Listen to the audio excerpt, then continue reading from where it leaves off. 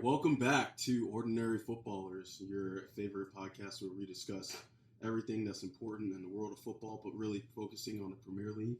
I'm Knight, and as always, I'm with my ordinary football and crime, Flash, a.k.a. Mr. Stat Pioneer, a.k.a. Mr. Hot Take, a.k.a. Skip Bayless Jr., a.k.a. Comeback Kid. Flash, how are you doing today, my brother? I don't know what I'm coming back from. I feel like I've been ahead this entire time. I'm not doing bad, man. I did again get 4 hours of sleep this week, but I'm not feeling the energy as much as I did last week. Not a ton of exciting matches this week, but we're going to break apart 2 or 3 key fixtures that happened this week. So without further ado, I'm going to start it off with the player awards. And we're starting it off hot. This is a youngster we're going for my player of the week. We're going with the English Phil Foden out of Manchester City. He secured Manchester City's first win at Anfield in 19 years with a sublime assist and a goal, ultimately capitalizing on an Alisson penalty or an Alisson mistake to put Manchester City ahead 4-1 against Liverpool. And he had a complete game. This is a player that usually lines up as a cam, almost playing as a center forward, but he had a season-high 3 interceptions tracking back and a season-high 2 blocks and 2 tackles to assist in his defensive game. So far, over 17 games this season, he has 5 goals and 3 assists, which is his most over the course of a Premier League season, more than last year. And like I said, it's that first win in 19 years against Anfield. Manchester City really securing the league with this one, even though there's time to go. And this is so important with players like Phil Foden filling in for the likes of Kevin De Bruyne, Bernardo Silva. With Phil Foden along Gundogan, Manchester City are really putting their league together. And this is a kid that's 20 years old. Polarizing, though. This guy's had his fair share of scandals. How do you feel about this guy? How do you feel about this guy, Nate? I feel all kinds of... Yo, you saw the group chat. I hate everything that he stands for. Like his haircut, his little eyebrow cut. He looks like the and this is spicy right here. He looks like the standard British chav. You know what I'm saying? And he looks like he just wears those big like hoodies with the big coats over it, and he's like, he probably smokes cigarettes on the side. I don't know. Maybe he's Jamie Vardy Jr. I don't like him, but I love him. My guy goes out there at 20 years old for Man City, oil money, looking like he is an actual academy boy. I love your pick of the week, man. He's slick, man. What do you have for me? Who's going to go up against him? For you, and this is just kind of like an easy pick. Like you said, not a lot from these games this week, but a man who scored 2 goals, Miguel Almiron. So, like, this is a guy who I used to see on Atlanta United and going, why is he in the MLS? He's a guy that's moved around a little bit, but he's not really a journeyman. He's had 3 teams in the last 4 years, but he looks more like a late burner, like he's coming into his career a little bit late, so maybe he's starting to peak, and I think this game showed that this week. So, he had 2 goals. One was a deflection. It was the first one that had a deflection, but it had a lot of power on it. Went in, and that's the whole point why we take shots, right? Just want to get on target and hope that hits that net, and he did it. He did it a second time as well. Looked really good. And honestly, I think when he plays, he comes on as a sub a lot. I don't really think he has the legs or at least the stamina as a lot of other guys. But when he comes on, he pairs well with Callum Wilson. And maybe that's why Newcastle really has not been doing that well this season because they've been playing them so separate. But he has the same amount of goals and almost assists in 21 games this year than he did in 36 appearances last year. And that says a lot. That really shows. This guy's really starting to come into his own. So that's my player of the week. Shouts to Newcastle getting that win. They were really impressive. Hey, it takes a lot. It takes a lot for anyone to put up a brace for Newcastle, man. Scoring goals for that club in the Northern English darkness, just away from anything that you would ever want to be by on that really shivery isle they call England. It takes some grit, man. And shout out for an MLS product. I know, Knight, you like to say things like the Austrian under 19 third division is better than the MLS, but facts. I mean, facts. We're seeing players come through the ranks, and they might not be, the best player in the league, but they're doing part-time roles. I'll tell you what, though, he might be a little bit underrated, but this next guy I'm going to go for is a complete sleeper. He's changed the season for the team he's played for. And that man is the first goalie of the night we're going to talk about, the Spaniard by the name of Robert Sanchez, who plays for Brighton. Let me add that this guy's 23 as well, so you take that in consideration. He's not a veteran by any means. So Brighton played this week against Burnley, and they drew 1-1. So you might ask why I picked their goalkeeper. Well, in that game that they drew against, Burnley had 20 shots, 7 of which were on target, meaning that Robert Sanchez had 6 amazing saves, basically saved the point for his team. But let me read you these stats. Over the last 5 games, Brighton have kept 4 clean sheets and only let in 1 goal, keeping clean sheets along the likes of top-scoring Liverpool, Liverpool, Spurs, and Leeds teams that are going to come to you, teams that are going to score. Over this past 5 games, they've managed to get 11 points. In their first 10, they had 13. This man's been insane. And it's not Brighton's offense that they're renowned for, right? This is a team that maybe scores 1, maybe scores 2 goals a game. This man, Robert Sanchez, over that 5-game period has a 93% save percentage. That's insane. He had, let me get my stats here. He had 14 saves over that 5-span period. He only had 1 conceded, like I said, 93 stats. And over the course of the Premier League season, he has 78% save percentage. That's putting him the 4th highest in the league. And per 90 minutes, he averages letting in 0.9 goals. The only 2 players who have done better than him in that category are Mendy for Chelsea and Ederson for Man City. Wow. And he forced Matt Ryan, a bona fide veteran, to leave his club in some of the prime periods of his life. So this dude, Robert Sanchez, this is a good pickup. This is a super sleeper. I just want to know, though, with that high save percentage, how many saves has he had to make because of maybe a poor Brighton offense? Yeah, I think Brighton's defense is actually not terrible, but they invite pressure because they don't possess a lot. They don't take it to the offense a lot. So he's had a decent amount of pressure on him. So you say this guy's like a superhero then, because that's the way I'm seeing it. That's what I'm seeing. You got to step into the shoes of Matt Ryan. That guy's like a cult legend for Brighton. He's done pretty well.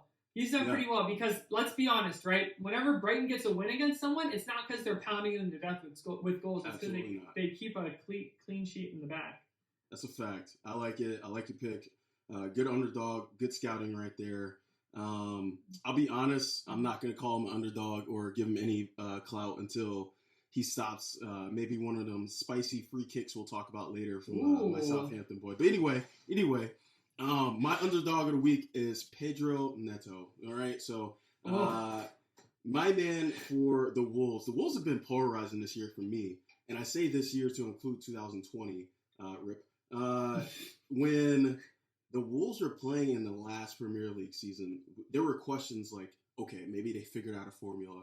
Instead of spending all the money in the world, they spent the right amount of money, bringing in guys who can actually talk to each other, understand each other, love each other, get each other. I'm talking about the Portuguese national team, minus Ronaldo, right? And they're playing. They went to Europe. They're playing the Europa League, and so this season comes, and they have been a disappointment.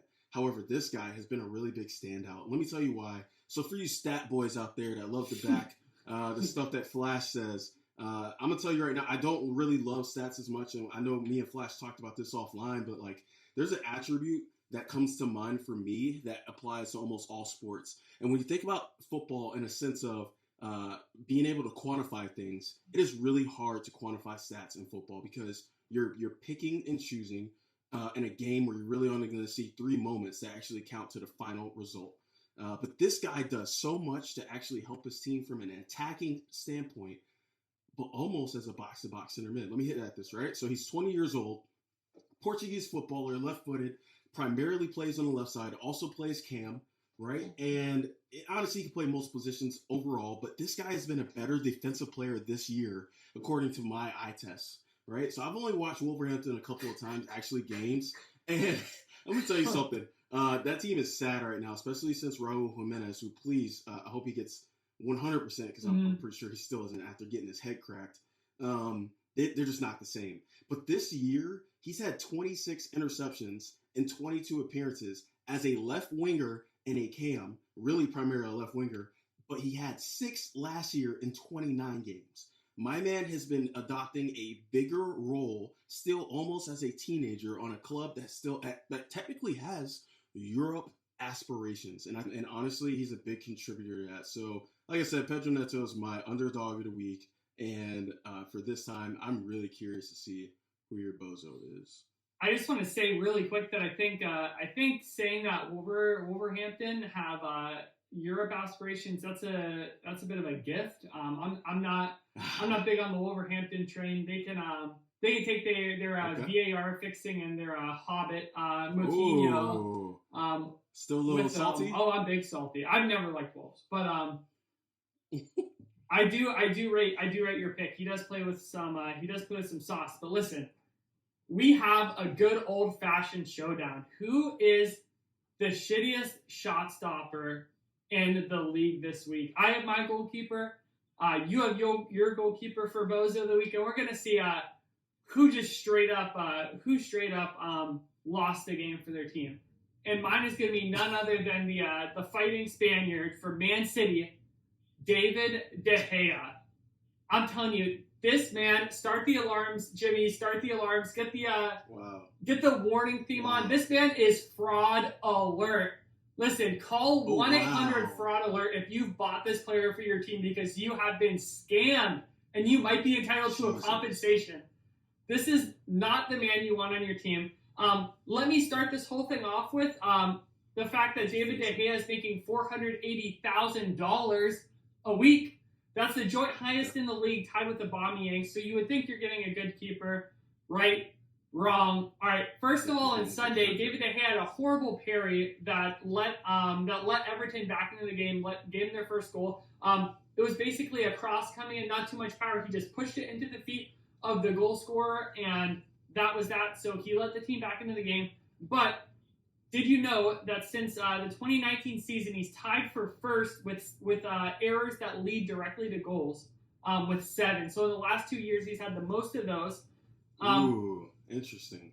He has a 63% save percentage, which is the 20th worst in the Premier League. So he's worst among all starting goalkeepers, despite having the 6th best clean sheet record. Meaning that even that have something to say about that. Meaning that that slabhead Maguire is even doing better than David De Gea, and this man David De Gea is the real weakness in your team.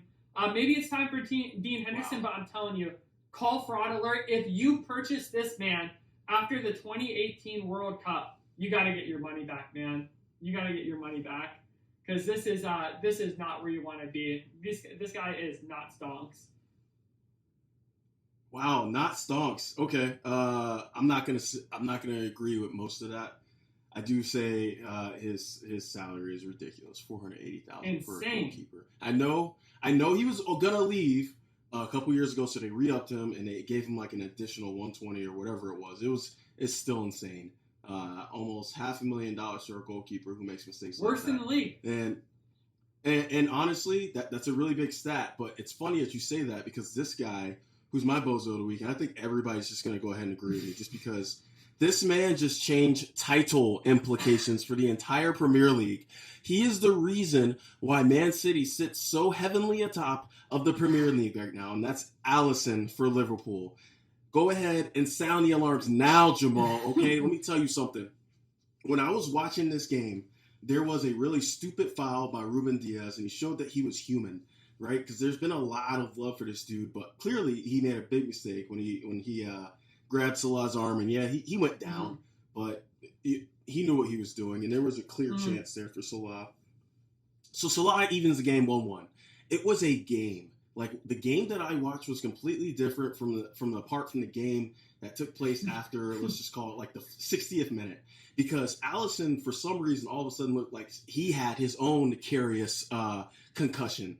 My man had 3 errors that should have led to goals, but fortunately enough, only 2 counted. Unfortunately, the second error led to the third error when Fabinho passes back to him expecting a clearance, and he passes it directly to a Man City player. Like it was almost like he did it on purpose. And those 2 costly goals put them down 3-1, and then, well, you know the story after that. It was 4-1 with that crazy Phil Foden strike. Bro, this man, yeah. Bro, I don't need to say stats for this. Bro, this man was playing 2018 Champions League Final Simulator literally. on Curious. Literally, dude. hey. Dude, I'm telling you, Seriously. This might be a hot take too. I don't know if you agree. A lot of people have been big upping Allison since he came from Roma. Dude, I always thought Ederson was the better goalkeeper if we're talking about I agree. I think Ederson is the better goalkeeper. I think Ederson, like, statistically is better, and just the individual quality of saves is better. I've never rated Allison, but you know, I did rate him because he wasn't up. He's still an upgrade from Karius. But barely. Do you know who has 6 errors led to goals after the 7 for De Gea in that time span? Who? Exactly. No. Wow. Yeah. Wow. Yeah. I'm telling you, can put the since he's joined Liverpool, bro, it's crazy. You put the Kool-Aid man in goal, and that'd be better than Karius. Hey, really though. So transitioning from our bozo of the weeks, I think that we can agree that Allison was probably worse this week. So I'll give you that. You won the shootout, but call fraud alert to get your rebate if you need it. That's fair. We're going to be moving into team performer, and this was one that you alluded to, Knight. So I can't imagine much kickback, but I'm going for Newcastle. So. Yeah. For all my Geordies out there who were supporting the black and white, they had a 3-2 win versus Southampton. They now have 2 wins in their last 3. This was a team that went on 11-game, all competitions combined losing streak. Now they have 6 in their last 3 games, making a strong fight to not be relegated. And this was a gritty performance, man. Some might call it lucky, but consider you're playing, man. They lost a player in the 49th minute for a red card. Then in the 79th minute, they were all at a sub, so they went down to 9 men because of an injury. They could only hold 29% possession, yet they managed 3 goals, which was probably a season high for their club. Someone can fact check me on that. But none of their goals had a Callum Wilson involvement, and Callum Wilson hasn't been involved in 71% of their goals, so they brought Almiron. They brought St. Maximin from his COVID spell, and they just pulled it together for what's going to be a really good win. No, I love that pick, and they earned it. Because like you said, it may have been lucky in some eyes, but no matter what, if you're 9 men down, you still pull out a win. That is just not heard of on a week-to-week basis. Hell, on a season-to-season basis. And hey, let me ask you a question real quick, actually, about Newcastle. Newcastle should have been relegated last year, first of all. Yeah. But they got lucky, okay? However, if I'm talking about guys like Miguel Almiron, who's maybe hitting his peak and starting to really come out on his own, Callum Wilson is just he's a absolute professional. I'll give him that. I'm not going to say words like class. He's good. He's solid. He's very, very good. He's very solid. I would want him on my team. Maybe as coming off my bench, but either way. And then you mentioned St. Maximin. This is a guy who maybe for another time we'll get into, but he's very polarizing himself. Yeah. He can lead the turnovers, but my God, he can push the ball. He does direct dribbles almost better than anybody else. And he's been out for like a minute for them with injuries. And like you said, COVID. What does this mean if all 3 of them come back at the same time and they're hitting goals for Newcastle? Where do you see them finishing? I mean, still under 10th. In between 10th and 15th. I don't think they're relegated. I think that Alex St. Maximin, the sauce Gucci mink headband merchant, will provide some skill for them. But I think overall he's maybe a tad bit overrated, even though he does possess skill. I think they'll stay up though. The problem is really that Fulham, West Brom, and Sheffield United are just such a disgrace on the Premier League that it's not really a contest. I think for a lot of these clubs. Oh, man, you just brought up a wonderful point I want to hit on when we get to the table. But really quick, I want to give you my team of the week, Aston Villa. Because first of all, as you see these wonderful jerseys behind me, always got to hit at that fake London club that wears red and wants to be opposite of the Blues. Oh, my God. But just pump the gas prod injection right into my veins. Pumping it. Let me tell you something. F Arsenal. Nobody cares about them. They lost to Aston Villa, the team that apparently you're a fan of more than Arsenal, because you said that they're the real team that can push into the top 6. But either way, I loved what they did with a third of possession in that game. Here we go, stat boys. They had 33% possession, right? Which usually tells me a couple of things. One, the team that usually has more possession probably thinks that they can hold the ball, play build-up game, get a couple of goals, and hold on. And you know, they won't call it park the bus, but they just, from a strategic point, they believe that their passes are just going to make you run all over the field. They can run you out the game. And that didn't happen. Arsenal actually had a ton of build-up chances, too, at the end of the game. And a whole bunch of counters that, for one, I almost gave my underdog of the week to John McGinn, actually, honorable mention, because my man really showed his ability and I think it's understated, his box-to-box capability for Aston Villa. Like, we always talk about Grealish, but look who's right behind him, making sure that attacks are folding at the last point. And he was big. He always gets blocks. He's really good at intercepting passes. But either way, Aston Villa is my team of the week.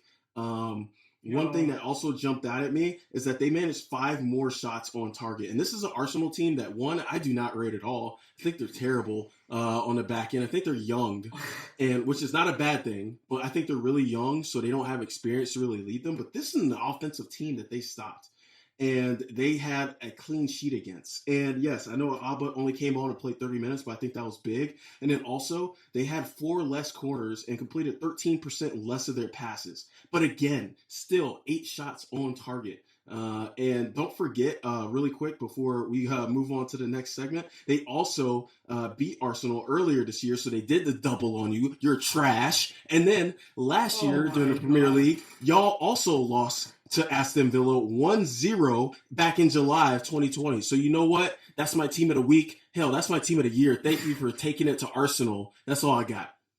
Thank you. Just projecting some of your feelings from last season about Arsenal up on me. It hurts though, man. Emi Martinez had some great saves that game. I still think Leno is better than him. But dude, hey, like, they deserve that game. Last week was an absolute fraud with Wolves, but this week, we just didn't do enough against Aston Villa.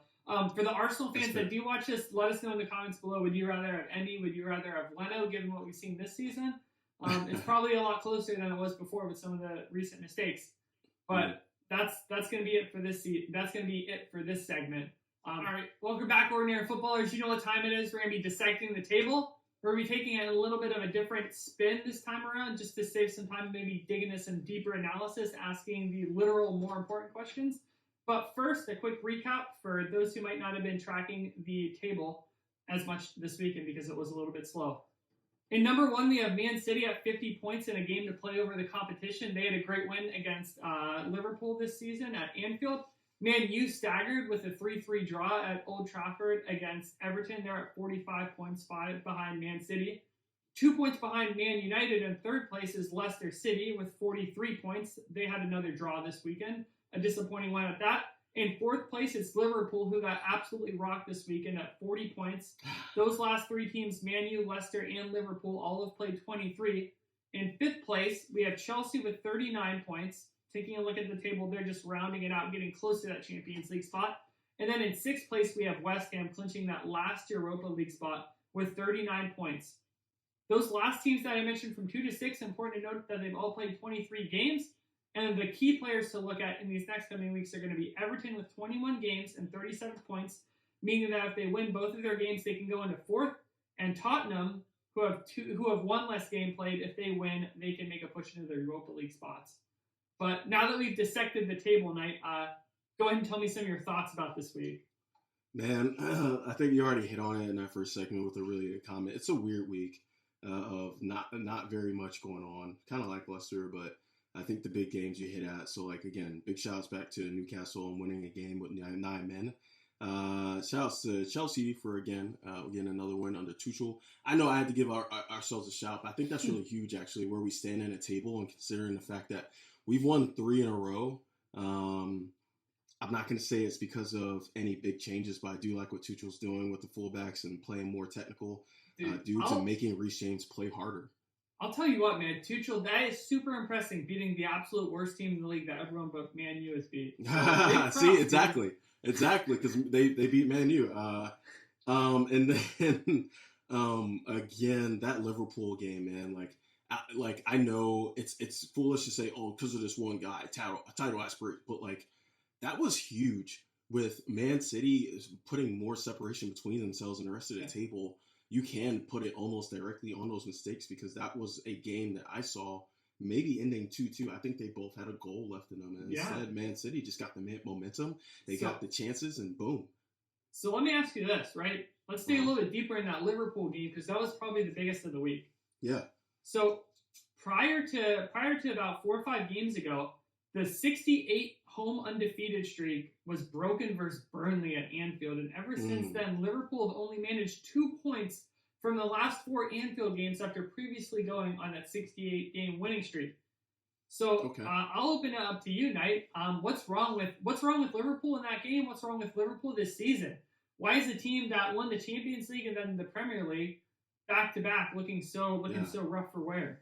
No, I love the question because it needs to be asked, but I think there's an obvious answer, right? Mm-hmm. And I think there's nothing wrong, or at least in the sense of anything that they can control. So two big things jump out at me with Liverpool's season. With everything that they are going to, which we can get into, they are still third in the table? Did you say they're third? Sorry, they're fourth. They're fourth. They're fourth with the same games played as everyone else. But they're a point behind. I'll check. We'll have it up so you guys can see as well. They're 3 points behind Leicester City. Wow. Okay. So, like, this is a team that has lost two of their major defenders, or at least their rocks, right? So, like, Joe Gomez, yes, last season he wasn't, like, the absolute starter every single game, but he was definitely somebody who was coming into his own. I think he was a late burner as well. And then, obviously, in my eyes, right, I'm not saying this for everybody, but I think probably the second, maybe first defender in the world goes down with like a destroyed knee, right? And so like your rock of your team has gone down. What do? You still have fourth place in the Premier League, the toughest division in the world. I think that really says a lot about their depth, but their depth is being destroyed. They're playing young boys. They went out and signed two defenders who I don't think they were panic buys, because like that's a really good pickup from Shockey and that Kabak dude. Like, I really like that pickup. But other than that, dude, like, and Ben Davies isn't bad. But, like, these are dudes who are on teams who are either about to be relegated, shouts to Shockey, or dudes are in the championship, and you're picking them up midway through the season and having to throw them into the squad. Yes, they haven't played yet, but, like, I think that really just says a lot about what the actual problem is, which isn't something they can control. Injuries and COVID. Like, how can we talk about home games? There is no home. They have nobody at these games. The whole thing about Anfield, which unfortunately I have not been able to visit yet, COVID messed that up for me, was the fact that there's so much built into the people being there. How much is a home if the things that you're used to being home are not there? It's just another building at that point. I think Anfield's a really nice stadium. I fortunately got to go while I was visiting Wales. But I think you bring up a good point, but I think this thing can maybe be brought into 2 points. Okay. Number one, no argument for me, right? I think Virgil van Dijk's probably the best defender in the world when he's healthy. Yeah. So skip past last year where Little won the proxy Ballon d'Or. Go 2 years back, and Virgil van Dijk is the first center back, first defender in the Ballon d'Or race for a while in the three finalists, but he loses out to Messi. Looking at how he's changed Liverpool and how Liverpool plays without Virgil van Dijk, do you think that's maybe more of an argument as to why Virgil should have won the Ballon d'Or? I know there are people who already think he should have won. Ooh, boy, that's a very good question. I like that. Kind of. And I say that only because two reasons. One, Messi was wild that year, as he always is. He was still wild that year. Barca, even though they had they failed on the big league table in the Champions League, I still think Messi was deserving. However, the whole point of the Ballon d'Or, and like, you know, everybody's going to make their points, like who is the most inspiring. It is definitely an MVP award. And most valuable player means the most to your team, which is VVD. Yes, thank you. I was actually one of the ones that made the argument, even though I like Messi. If Virgil van Dijk, right, look at how Liverpool is without him. He comes in, they win the Champions League. He's a leader. He's a player that gets you a lot of headed goals. He's a player who gets you a lot of clean sheets, and he has an instant impact, so there's really no questioning just how good he is. If a player like this, if a defender like this cannot win the Ballon d'Or, like is there ever going to be one? Ooh. You know what? I think, and this is just a FIFA thing, I think if VVD maybe had like 5 more headers into goal, I think that would have put him over the tip top. I think they would have said, okay, we can take one from Messi. Because, like, it's always about, like, not for us, but for everyone else, for FIFA, let's call it FIFA, it's about a story. And, like, if they can build up this rivalry between Messi and Ronaldo for the years to come about, oh, they won this many, and they won these titles, I think that all that does is just play into the sport in itself and gets people to buy in. How much are you getting people to buy in when a defender wins an MVP? And that goes for any sport. Virgil's a charismatic dude, man. He's so good. He does more than that. He's so good, but man. that's I think why. it's harsh. But that's why stats don't really hit as hard in football. Like VVD does not have stats that pop out at you when you talk about what he does for Liverpool. He is a level head. He is a great ball controller. He is actually one of the better long balls for defenders in the world. Oh my God. And how can you quantify that? What's the first thing you see when you go to Google and say this person's stats? Yeah. It's goals and assists. Maybe not even assists, because not even Google doesn't track for everyone. So it's always about goals. And so I think if he had a few more, that would have put him over the top. But man, I would not argue if he won it that year. I would have been like, yeah, deserving. So we're in agreement there. That's the first big thing, that Virgil van Dijk is out for Liverpool, right? Yeah. Here's the second thing, and this might be a bit controversial. So I don't know if you looked at some of Klopp's recent statements. The usually charismatic German has been uncharacteristically uncharismatic. Going on tangents about how many penalties Man U are getting, how the schedule is so rough. Most recently, he blamed City's success on a 2-week COVID break, when in reality, Liverpool actually had a longer summer by 17 days, giving them more time to prepare. So a little bit hypocritical. So my initial question is how much is Klopp hurting his team? Is he maybe past his peak? What's the effect that Klopp's having on his team right now? All right, so I actually hate the fact that you asked this, because this means that we agree on two things. And honestly, Jimmy, you might just want to go ahead and cut this. Hey, dude, I agree. I know me and you, we probably both played on a high school. I played semi-professional in Germany. Nothing to any account. Don't worry about that. That's for another time. I can tell you right now, on a professional term, there is so much that goes into the game outside of just putting your foot on the ball. And I think some of his comments are degrading almost at times for his team. So I completely agree with you. I have nothing else to say. What do you think about his? Yeah. What do you think about his thoughts on the scheduling? I think it's the fact that he was wrong. The fact that he'll throw a lineup out there that says he basically doesn't care about the energy drink cup or the FA Cup. So I wish they would just combine those two cups. But I know what it means for some of the smaller teams. I get it. Hey, smaller teams, big teams. Listen, that's European placement. That's more money. I'm saying, man, this is straight disgraceful. I think it's wrong. Anyone who wants to tell me this Liverpool team is a top side for the ages is going to have to look back on this and have to defend why they can't even justify playing in all their competitions, right? If you look at treble winners or double winners, these competitions mean a lot. True. That FA Cup is just has so much history around it. Maybe the Carabao Cup a little bit less, but every other team shows out for that. We have a Spurs City final. Both of these teams care about the cup. I'm sorry, Jurgen, just because you're competing in the Premier League doesn't mean you're exempt from all the competitions. I think it's very disgraceful. I think Klopp has kind of turned from this person that a lot of people could look to as a man motivator, and he now just whines, man. It's so annoying.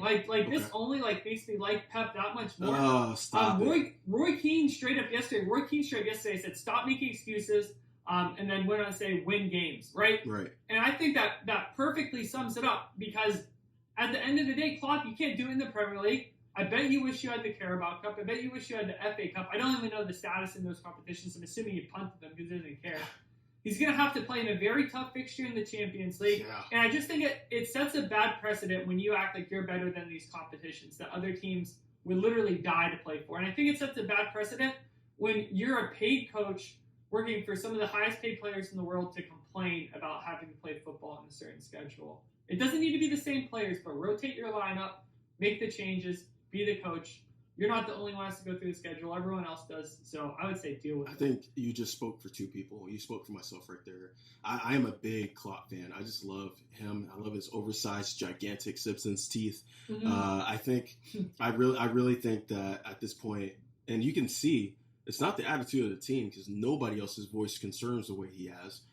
He is complaining, whether he thinks he's helping his team or not. I just think at this point you just leave that stuff alone. You just focus on the game. Yeah. Like at the end of the day, he has so much other stuff to talk about. Like, don't talk about that. Focus on everything else. Like, I'd rather him say like, "Oh, well, we've been degraded by injuries all year, so what do you expect?" Like, okay, cool, I get it because that's a fact. However, you saying that Man City had 2 weeks off when it was actually 8 days, and yeah, like Pep was like, "Oh, they're gonna see this week," and I hate the fact that Pep got the better of him, but like it's a fact. Like he was doing too much. I think he's just annoying at this point. And I have questions for you about the Champions League, but I'm gonna wait till we get to the actual fixture. So let's just go ahead and move on to the other part of the table. I got another of these Northwestern, just these grimy teams, man. Okay. This is probably going to put some charcoal into the Northwestern England coal furnaces. But is this the end of Man U's title challenge? I mean, they've only had 5 points. They've gone 2-1 in their last 5, right? Mm-hmm. They were in first place for a while. They botched against Sheffield, lost to what now looks to be a lackluster Arsenal, and then dropped points in Fergie time against Everton with just horrible mistakes from the most expensive defender in the world and the most expensive Premier League player on wages alone. Is it the end? Should we expect Man U in a title run? I don't think it's the end. So like these, like Sky Sports and BT Sport and all of them, they're so overdramatic. They're like, "Oh, it's the end. Man City's won." But like, I think we all know that's not how, first of all, COVID works. And we just know that's not how like football or sports in a sense works. I think, yes, it's a little bit more evident that Man City's likely to win. But I was going to say this till the end, but I'm going to bring this up now since you asked, okay? Mm-hmm. I think this is in my additional notes, so I was just going to and maybe this is going to be off-air talk, but I think we see the title race at the end of the month, so like February, because at that point, Man City, hear me out. This is Man City's next games. This is disgusting. Man City has to play Tottenham, who they've already lost to once this season. They have to play Everton, Arsenal, and yes, I do think Arsenal is poo-poo trash, but Arsenal, if they have a good day, they will wreck your shit. And then they have to play I always get this wrong. I've actually been there, so I feel bad. Globin Black. Glib Black. They have to play Borussia, the other Borussia, not Dortmund, in the Champions League. Then they have to come back, and then they have to play West Ham, who I know, yes, it's West Ham, but they are in the table where they are for a reason. And then at the beginning of March, they have to play Manchester United. So look, none of those teams you can scoff for any reason. They're going to have to play their best players. And I think if they can get through that gauntlet of just teams who can just wreck you, especially in a season where they've lost defenders as well for injuries and COVID, I think that's when we start saying, okay, if they can win all those, title's over. I'm not worried about it. I'll tell you why. Man City, even without Bernardo playing top form, even without Kevin De Bruyne, they have so much depth in that midfield. Look at how they're doing, right? This is the last goal the last goal they conceded was against Chelsea. Now we're looking at one goal they gave up to a dive against Liverpool. We got Stonesy in the back. Ruben Diaz pairing with them, the best defense in the league by far. They have yet to get everything out of Raheem, everything to get out of Gabriel Jesus. I'm telling you, I think it's over, man. I really do. And here's one thing that really, really upset me. I think would upset you if you were a Man U fan. Ole said a couple of days ago, we shouldn't even be considered title chasers when asked about Man U's hopes on the Premier League. This is bad, man. If I see this dude, I disagree with you. He's gone. I disagree. Look, I don't think Ole's good enough for the job. And I think this is just a weak-minded mentality. It's a weak-minded mentality. He botched the league to teams that were well below. He didn't botch those leagues. You can't say every week we get on this podcast that their attackers are shite and then to go, oh, they botched those leads. Like, no, absolutely not. You can, because look at the table from the top 10 teams in the Premier. Here we go, stat boy. From the top 10 teams in the league right now, from the top 10, who has conceded the most goals? Man United, not anybody else. Sure. They are the first team to concede 30 goals in the top 10 of the league this year. And as you already said, outside of that Southampton game, honestly, they don't score that many goals. 9 goals? Okay, cool. That anomaly. We both know that their attackers have missed so many chances this year. So yes, for one, Ollie, there's nothing wrong with Ollie. Like, he's at the wheel, and there isn't. For sure. You can't say that. You cannot say that because he's second in the league for a reason. He's second. So do you think? So when the league started, did they have title aspirations? Did you see them winning the title? I put them. Yes. Come on. I put them in a third. With what defenders? With what defenders? I put City. They spent 80. What they spent 70. That doesn't mean that was the right buy. That was a desperate buy. Lindelof was performing extremely well before this season. They got Wan-Bissaka, probably the best defending right back on their side, and Luke Shaw. I love Wan-Bissaka, but there's a reason why you just said Luke Shaw's been performing since Telles came in. He wasn't even there for the first part of the season because of COVID and injuries and getting back up to form. So don't start talking about like their back line is something that's respected. Listen. Look at, you want to tell me that Ole is good enough for this job? I don't think he is, man, because the results don't prove it. He doesn't play a consistent tactical scheme. He botched the league to Man City. He lost to a bunch of Turkish grave diggers to get locked out of the Champions League. And listen, and here's the thing. You're 5 points behind, right? You're doing poor. You're 3 games down. But you still have a lot of time to play. You still have a lot of time to play to go against City. And if my coach gets up there and says, well, we shouldn't even be considered title contenders, what does that do for the mentality? You said yourself, you said Pogba himself said when he's happy when he's winning. What does that say about the mentality of a club, the biggest in the world when it comes to revenue? If you're going to say things like, oh yeah, we shouldn't even be considered title contenders. I'm sorry. With that amount of money, with that amount of talent, we know what these players can do individually. You have to say you're a title contender. It's been 7 years since Fergie. We've had multiple coaches, multiple amounts of money, but now Ole has got his team going, and the individual talent is so good. I think it's disgraceful. I think Ole needs to go. I think Ole has got you to a good level, but now it's time for someone elite like a Pep. First of all, stop. Pep is not elite. Pep is a people manager, and he's always managed the best teams in the world. We could talk about another time, and everybody agrees with me because Barca, Bayern, Man City's oil money. But either way, since Ole has come in, the first season where he came in, they finished 6th. All right, bet. They still had Europa League aspirations, whatever. It's Man United. They're supposed to be there. Got it. The next year, they finished 3rd. Now, they're 2nd. How can you tell me this is not the man for the job? Who would you rather go get? Pep's not leaving Man City. And if he does, he's going to go back to Barca. We all know that. So stop talking like there's another guy. This is a guy who's known in the club, who's loved in the club, who's won at the club. He's won everything, and everybody respects him. When he goes out and says these things, it can be seen 2 ways. I know I just said that about Klopp, but Liverpool's in a different situation than Man United. Liverpool, unfortunately, for a lot of reasons, should not be where they are on the table. Man United should not be 2nd. They do not have a back line. Stop this. A incomplete back line. No. You're gonna let me finish this because you're crazy. An incomplete back line is not a back line. That just means that you have some capable players. Aaron Wan-Bissaka loved the buy that they got off Crystal Palace for him a couple years ago. That was great. But you want to tell me right now, after all the times that you mugged Harry Maguire in group chat and on here, you want to tell me he was the guy for $70 million? You know they overpaid. You know it was a desperate buy. They needed somebody to lead the back line. And yes, he has good times. He has some good times. And he's great against corners. And you know what? Honestly, he's not that bad with control over the ball. But you want to tell me when they switch between Lindelof and then they have to put Mata in the back, Nemanja Matic at the back, at center back sometimes, you want to tell me that they're ready to go? Tuan Zebe, like that dude literally threw the game for them the other night. And then Luke Shaw, really? Fat boy? You want to tell me Fat Boy is the left back for them? Alex Telles can't even get in the right mind. He's still adjusting. Stop acting like they have a back line.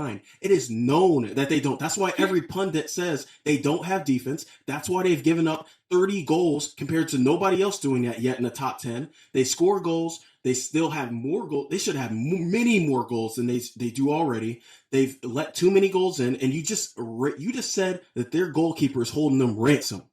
So tell me right now, what did you expect from Man United if you're going to talk trash about all of them? I mean, I expected Man U to get into the top 4, maybe push for the title. But what I'm saying is many teams have done much more with less. And if they had a proper coach, they could easily be in the... Don't mention Leicester. I think I think Massimiliano Allegri would be a perfect coach. He's up for hire. He is a very composed defensive tactician. So you want Man United playing but D? Here's the thing. Listen to this. Think about the defense that Liverpool had in the 2018 final against Real Madrid, right? They had a virtually unknown Trent Alexander-Arnold, a Robertson that just came off from Hull City, right? We have freaking what's his name? Dejan Lovren. And I can't remember the last part. I think it was Virgil van Dijk. But you have virtually unknowns, and you have Virgil van Dijk was right? not an unknown. Neither was TAA. Okay. Robertson, I'll give you that. But there's a reason why they bought him. The only one I won't sign off on is Lovren. But they had a back line. That's why they were there. Teams have done more with less, and I think it's unacceptable if you're a coach saying that when you're in second place, you don't think. So, do you want Man United's back line for Arsenal? Where you're at right now, you would take Man United's back line. Well, I mean, I think if you would, it'd be probably fair to be completely honest, because we have Clown Fiesta Luis, Clown Fiesta Hector Bellerin. Gabriel's good, Tierney's good. So at that point, you're basically just swapping like two good wingbacks for a decent wingback. So you're telling me you don't want them. You're telling me you don't want them, and that's just a truth. You don't want them. You don't. At least your back line's younger. I don't want them for the price. Come on, bro. I'm just saying. Look at the attacking potential. I think you could get so much more out of these players. And I'm telling you, as an Arsenal fan, I am resting. Bro, I am resting. Bro, Arsenal has allowed 23 goals this year compared to Manchester United's 30. And look where you're sitting. Mm-hmm. And you tell me you want that back line. There is a reason why they are hurting right now and why they are not matched with Man City. One, yes, inconsistency. And you said Ole doesn't play the same tactic every week. You can't do that. Some of these teams, you cannot play them the same way. So I'm not going to sign off on that. However, I will say, if Ole wants to keep that job, they need to stay second. Do you feel me? So, like, if they've dropped down to, like, 8th at the end of the season, okay, fine. I'm starting to listen to you about maybe there's a better guy who can carry him through a season. But right now, they are still, like, relevant, my guy. They are. I don't understand what your problem is, but we're gonna move on because we can get to that another time. That's the whole point. Yeah, you're right. Yeah, I think Ole should go out. Let me know in the comments if you think I'm right, if you think I'm wrong. Do you want to go for one more question? We're gonna move on from this right now because we just got a lot off our chest. We're gonna take a break. We'll be right back. Footballers, we're back, and for this third section, we're going to be talking about something other than the Premier League, what we usually focus on. The world stops when it comes around. We're looking at the round of 16 for the Champions League. We're going to be talking about who we think are going to win, and then compared some of these fixtures, talking about both of the stages played, because there are going to be two, home and away. But start me off with the first game of the week, RB Leipzig versus Liverpool. Night. Bro, first leg 2-1 Liverpool. I think they pulled out. I don't see Leipzig being able to stop the top three for Liverpool. What do you got? I have for the combined fixture, I think Liverpool's going to go 2-1 against Leipzig. I think it's going to be extremely low scoring. I think Leipzig are very good at defending. They're the second best team in the Bundesliga. They're the best defense in the Bundesliga, and they edged out the Man United team in the round of 16. I don't think they can beat Liverpool because honestly, I think Klopp is a very motivational coach. So once he realizes the Premier League championship hopes are gone, he's going to funnel all his motivation. Honestly, though, because he's so good when they're motivated, he can funnel that anger into motivation for the Champions League. So I think the overall fixture will be 2-1 Liverpool. I've got a 3-2, and I'm not mad at that. Next fixture is Barca versus PSG. Woo! This is, you already know how I feel. Wow. You already know. I love when these, it's almost like fate. Every year they need to just meet up. Whether it's friendlies or the UCL. Yo, for the combined fixture, and I know how you're going to feel about this. Because I know you love Barca, and I actually do too. Ignore this Real Madrid stuff. I went to the Burnley View. That's for another time. Hey, dude, for the combined fixture, I have PSG winning, okay? I have PSG winning 7-5 overall. I think there's going to be goals galore. So I actually agree. I agree with you. I love Barcelona, but I think because of the Messi situation, they're in a bad place. Yes. I think it's a game. Would you say because of the Messi situation, they're in a messy situation? We can cut that one, Jamal. No. I think it's a game of individual talent. I think Barcelona have been having trouble converting goals from the field. And even though Grizzy is picking it up, I don't think they're going to be much of a match for PSG. I'm saying 4-1 on the combined fixture. PSG have their problems in League One, but this is a Barcelona team that capitulates a lot. I just don't see it happen. I think PSG are going to run roughshod through the streets of Camp Nou, and I think it's really going to kind of cement more of their position. Next game we have Sevilla versus Dortmund. This is a really, really close one as well. I'm a huge fan of the boys in yellow, the yellow wall. But I have Sevilla winning this 2-1. I only have 3 goals in the entire round. Wow. Right? Sevilla are fourth in La Liga with the second best defense with 16 goals allowed. Right? In a COVID environment where there's not as much pressure from screaming fans and there's not as much electricity in the game, I think defense usually weighs a little bit heavier. It's a little bit easier. And BVB are the opposite, right? They've had a shaky defensive season. They're the worst in the top 6 for the Bundesliga with 29 goals allowed, but they're high scoring. So I think it's going to be BVB's offense versus Sevilla's defense, and I think that will probably favor Sevilla in the long run. 2-1 Sevilla. I'm not mad at it, but I do disagree slightly. So I do think it's going to be an overall combined picture 4-3 Dortmund. Here's the thing. Those boys, they either win or lose. When you look at their record in the Bundesliga, they're 10-2-8. So either they win or they lose. And yes, you're correct. They are very high scoring. They're not exactly Bayern, but they allow so many goals in. And I just see, even when they line up, and their formation always confuses me because it just looks like they play every midfielder, and they're like, oh yeah, we got some defensive guys. And I think Haaland will score a couple, maybe Rainier gets an assist, please, United States men's national team. But I foresee Dortmund pulling it out slightly, only because even though Dortmund is very inconsistent, they're almost like the bad side of Man United in the Bundesliga. I do think that their consistency will show up against a team that I don't really believe in the La Liga. Sevilla is always there, whether it's Europa or UCL, but I think they get beat out. Just moving to the next game, just because I don't want to talk about Dortmund. They've been hurting my feelings this year. Juve Porto. I've got that overall 3-1. I don't see Porto scoring in the second leg. No. I think Juve fixes themselves up. They've been a little down this year. That's why AC Milan's at the top of the Serie A league. But I think Juventus wins. Here's the thing. I think AC Milan have really earned their spot, and it hasn't really been a horrible season by Juventus. It's just been really good from Zlatan. I had 4-1, so it'll be close for that one. Yeah. Boom. Next game, I'm gonna take the first stab at this one, man. You are going to need to come up with some cojones if you're really going to argue for your team. I think Atletico are going to go 3-1 against Chelsea. I think the Tuchel fan effect is already going to be quashed with this result after 2 legs. Listen, man, Atletico might be one of the best teams in Europe this year. I think they're probably the third most likely to win the Champions League this year. They're first in La Liga, clears 7 points with 2 games to play over Real Madrid and Barca. They have the best defense in all of their games in La Liga. We're well over halfway. They've only conceded 10 goals. I know. That's wild. And Chelsea, I mean, we can talk about Tuchel. I just don't have faith in him. He did make it to the Champions League final, but coaching players like Timo Werner and Kai Havertz, who aren't really firing, is a lot different than Mbappe and Neymar. I'm not going to argue that. Hey, look, really quick, man. You're gonna stop this Chelsea slander on this pod because I'm not appreciating that, dude.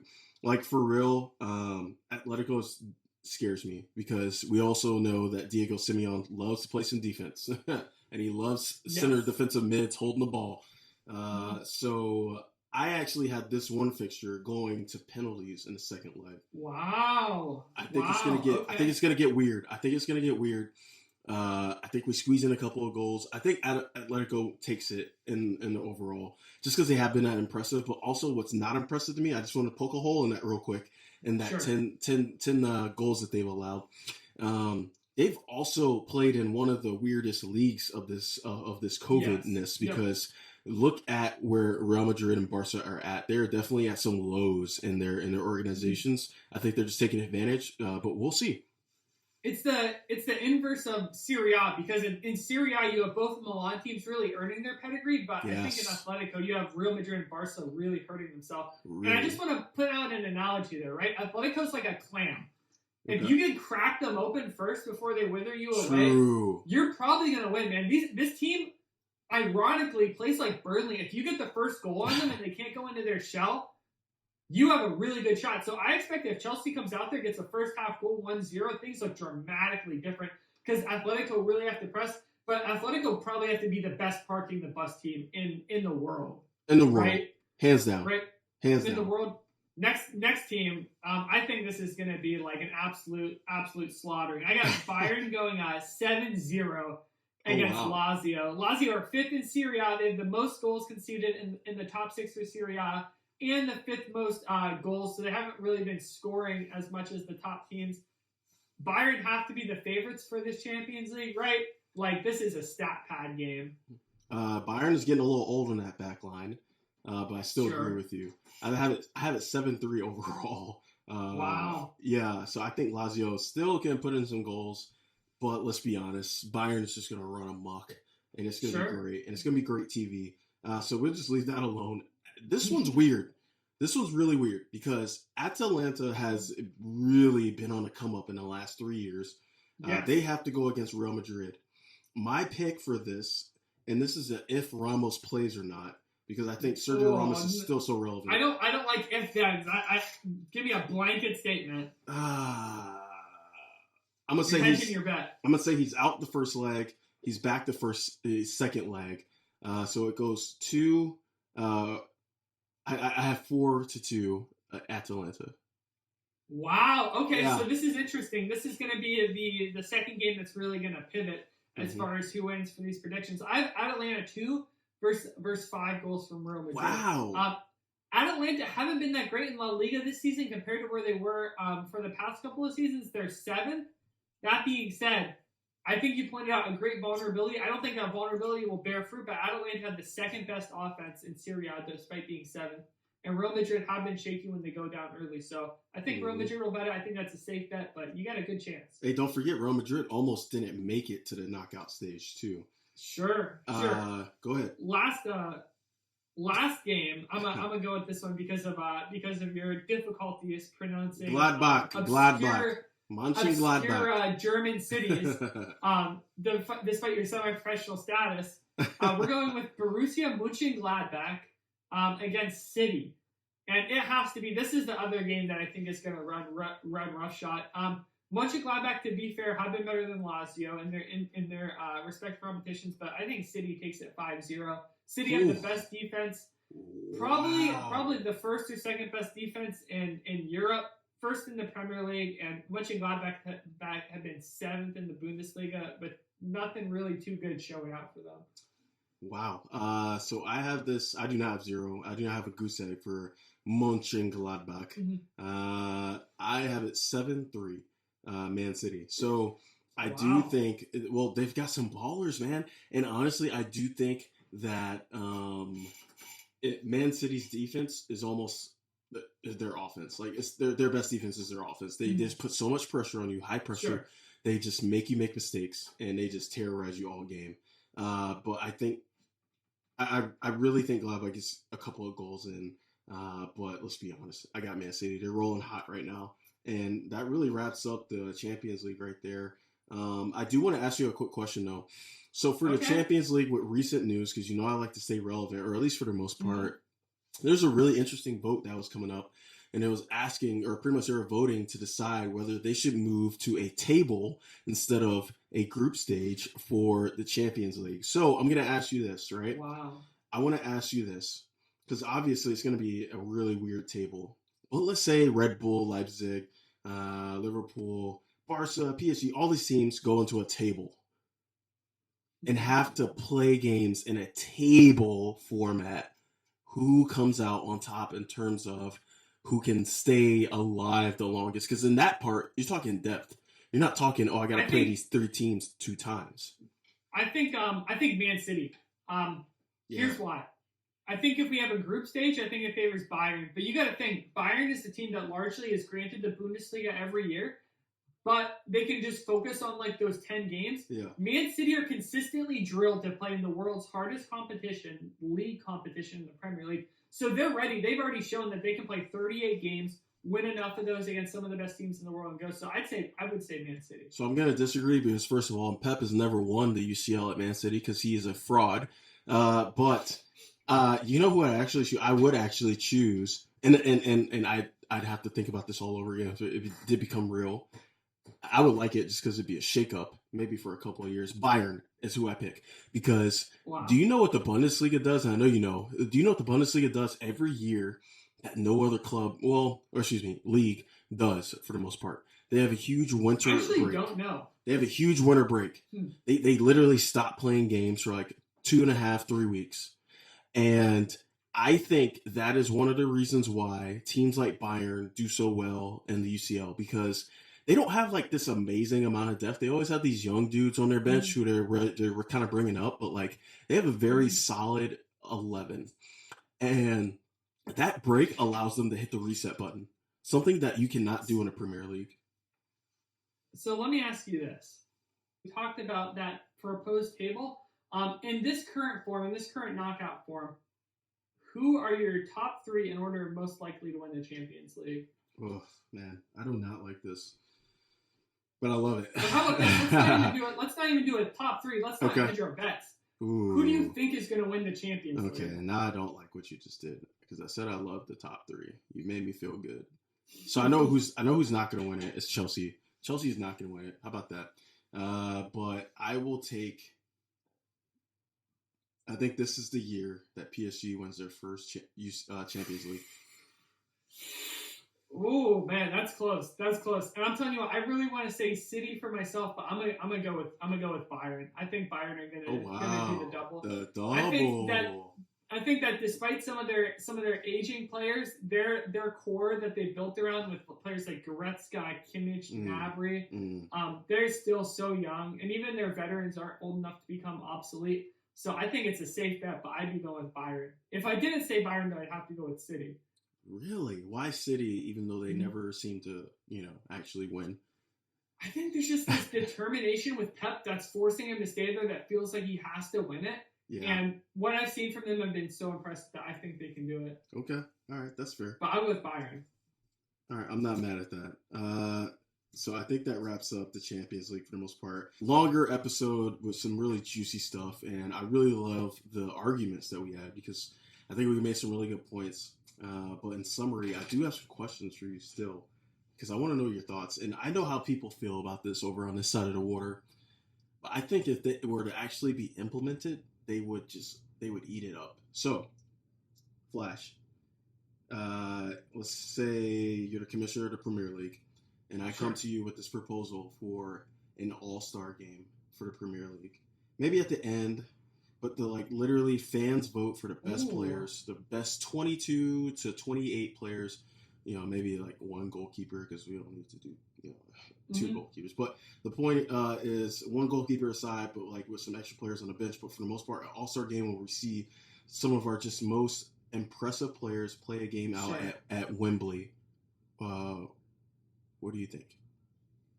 I would love to see something, and the idea's been bounced around. I would love to see maybe like how the NBA used to do it. They had an East versus West. I'd love to see like a North versus South England fixture. I think that would be real good because then you can have you have that cultural shift between the London teams and that grimy Manchester area. Yeah. Okay, I would like to see it. Would you like to see a skills competition as well? Maybe. I think the whole All-Star weekend could be emulated super well. I think a lot of the posh British elite don't like to stoop to kind of the carnival tricks that the US have implemented. But I think it'd be great because football or soccer, as we Americans call it, is just one of those sports where there's so much flair. Yeah. It's not about power. It's more about grace and style. Right. So I'd love to see something like that. Outside of you mentioning those posh people that we live amongst, tell me why hasn't this been implemented in all the years of the top league yet? Because they used to go to the MLS and they used to be like, oh, this team will go play there, but that wasn't the same. So why?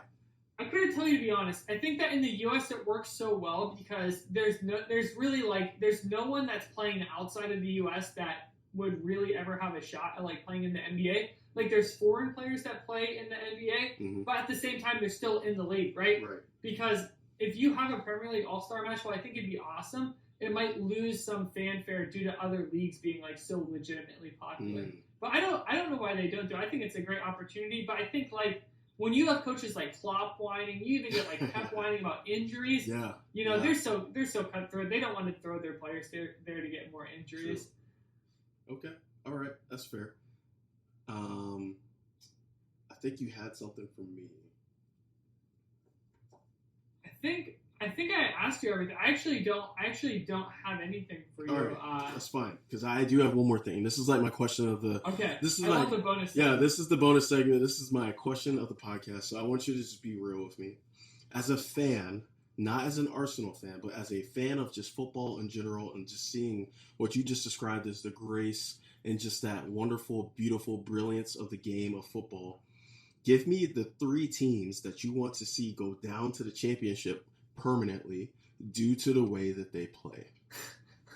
Oh, I think I said this a little bit earlier. You kind of did. Let me think about it though. I'm taking a look at the Premier League table. Okay.